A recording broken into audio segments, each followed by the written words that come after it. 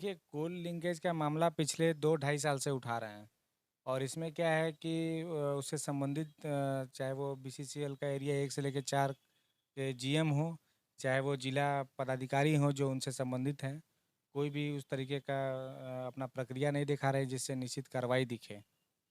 तो अभी हाल फिलहाल में भी एसएसपी साहब धनबाद को भी लिख के दिया हुआ है इस मैटर पे और डीसी साहब को, मुख्यमंत्री जी को, सभी को लिख के दिए हुए हैं इसमें, लेकिन अभी तक कोई कार्रवाई हुआ नहीं है। कोल लिंकेज क्या है? थोड़ा-सा हमारे दर्शक समझना चाहेंगे कि ये आखिर ये है क्या चीज़? देखिए, भारत सरकार के द्वारा, कोयला मंत्रालय के द्वारा आपको सब्सिडी के तौर पे फैक्ट्रियों को चलाने के लिए उद्यमियों को ये फैक्ट्री चलाने के लिए दिया जाता है और उसका गलत फ़ायदा उठाते हुए उद्यमी जो हैं सस्ते में कोयला उठाकर बनारस और डेहरी के मंडी में बेच देते हैं। 5500 रुपया में इन लोगों को सब्सिडी में कोयला मिलता है। अगर आप ई ऑक्शन से लेते हैं कोयला तो वही कोयला आपको बिडिंग में जाइएगा 9000, 10000, 11000 रुपये मिलता है, जो कि मार्केट में 14 से 15000 रुपये में बिकता है। और सब्सिडी में 5500 रुपया, 500 रुपया लोडिंग और जो पेपर का खर्च 200-300 रुपया बैठता है, पेपर का खर्च 6300 रुपया में ये कोयला आपको डायरेक्ट हाथ में मिल जा रहा है। और यही कोयला इन लोग 14-15 हज़ार रुपये में बेच देते हैं, जो कि सब्सिडी का भी नुकसान है। और सब्सिडी भी इसलिए दिया जाता है कि आम लोगों को, जो गरीब वर्ग के लोग हैं, उनको फैक्ट्री में रोज़गार मिले, जहाँ पे वो फैक्ट्री खुला हुआ है, उन लोगों के साथ भी धोखा का काम हो रहा है। क्योंकि भारत सरकार के द्वारा सब्सिडी पे कोयला मुहैया कराया जाता है जो भी उद्यमी हैं उनको, ताकि लोगों को रोजगार उपलब्ध हो। लेकिन कहीं ना कहीं जो भी इस सरकार में जो भी पदाधिकारी हैं या जो अधिकारी है, इससे संबंधित जो अधिकारी है, उनका मिलीभगत होता है और इसको ब्लैक में, इसको मार्केट में बेचा जाता है। तो क्या जो भी यहाँ जिला स्तर के या उस क्षेत्र के जो अधिकारी हैं, पदाधिकारी हैं, आप जैसे लोग युवा हमेशा इस आवाज को बुलंद करने का काम किए हैं, तो क्या उनके तरफ से कोई सकारात्मक पहल या प्रयास नहीं हो पाता है क्या कि इतने बड़ा स्कैम को देखते हुए भी लोग इस पर आंख बंद करके रखे हैं? देखिए, इससे लिंकेज कोयला से संबंधित कुछ लोग हैं ऐसे जिनसे हमारी भी बात होती है।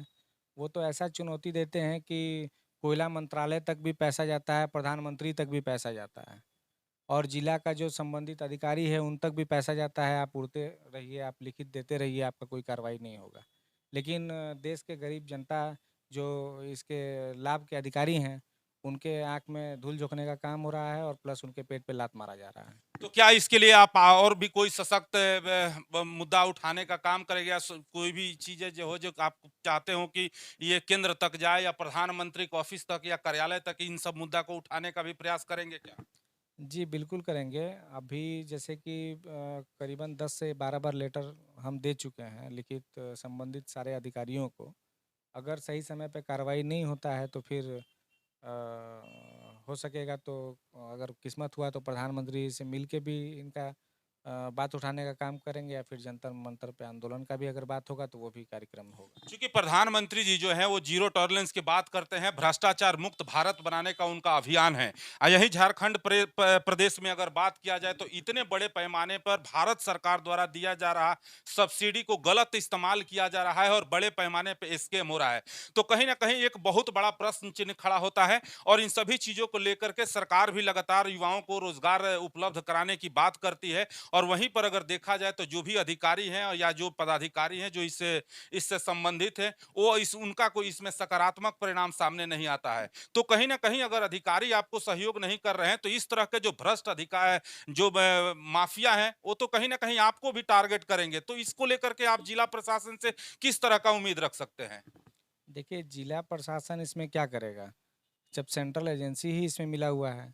बीसीसीएल अगर चाहे तो एक छटाक कोयला 2 नंबर का हो, चाहे वो लिंकेज का कोयला हो, वो नहीं निकल सकता है।